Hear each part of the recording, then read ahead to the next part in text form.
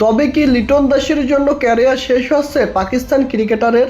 হাসপাতালে কেমন আছেন তিনি? কতদিন থাকতে হবে মাঠের বাইরে তাকে? আদৌ কি মাঠে ফিরতে পারবেন তিনি? দুঃখ ভারাক্রান্ত মন নিয়ে পাকিস্তান ক্রিকেটারের খোঁজ খবর রেখে যা বললেন লিটন কুমার দাস। লিটন দাসের এই একটা শটেই কাল হয়ে দাঁড়ালো পাকিস্তানি ক্রিকেটারের। বাংলাদেশ পাকিস্তান ওয়ানডে সিরিজের দ্বিতীয় ম্যাচের দ্বিতীয় ইনিংসের 16তম ওভারের ঘটনা ছিল এটি। মোহাম্মদ ওয়াসিমের অফ স্টাম্পের একটু বাইরের বল, গুড লেন্থে ছিল অবশ্য। ডেলিভারিটাও যেমন চমৎকার ছিল তেমন চমৎকার ছিল লিটন দাসের দৃষ্টিনন্দন কাভার ড্রাইভের শট। কাভার থেকে বলের পিছে পিছে দৌড়ে যাচ্ছিলেন পাকিস্তানি ফিল্ডার হোসেন তালাত। যেন জীবন হোক মরণ হোক যেভাবেই হোক বলটাকে রুখে দিতে হবে, বাউন্ডারি বাঁচাতে হবে। তবে অনেক প্রচেষ্টার পরেও 4 রক্ষা করতে পারল না হোসেন তালাত, বরং তালাত গুরুতর আহত হলেন।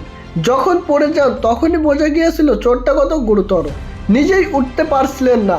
এক পর্যায়ে স্ট্রেচারে করে অ্যাম্বুলেন্সে করে সরাসরি তাকে হাসপাতালে নেওয়া হয়। শেষ পর্যন্ত সংখ্যাটা সত্যি হলো, হোসেন তালাতের কাঁধের হাড় সরে গেছে। হাসপাতালে থাকা ডাক্তার জানিয়েছেন 3 থেকে 4 সপ্তাহ মাঠের বাইরে থাকতে হবে পাকিস্তানি এই অলরাউন্ডারকে। এদিকে টি স্পোর্টে এক সাক্ষাৎকারে কথা বলছেন লিটন কুমার দাস। সঞ্চালকের প্রশ্ন ছিল, আপনার ওই 4-এর মারটাই কাল হয়ে দাঁড়ালো পাকিস্তানি ক্রিকেটারদের। আপনি কি কিছু শুনেছেন? তিনি মাঠের বাইরে চলে গেলেন দীর্ঘদিন। তিনি বলেন, বিষয়টি খুবই বেদনাদায়ক।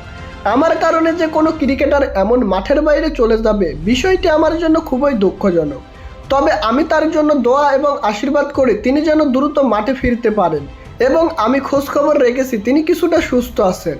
তো প্রিয় দর্শক, আপনারাও পাকিস্তানি এই ক্রিকেটারের জন্য দোয়া করবেন, সে যেন দ্রুত সুস্থ হয়ে মাঠে ফিরতে পারে।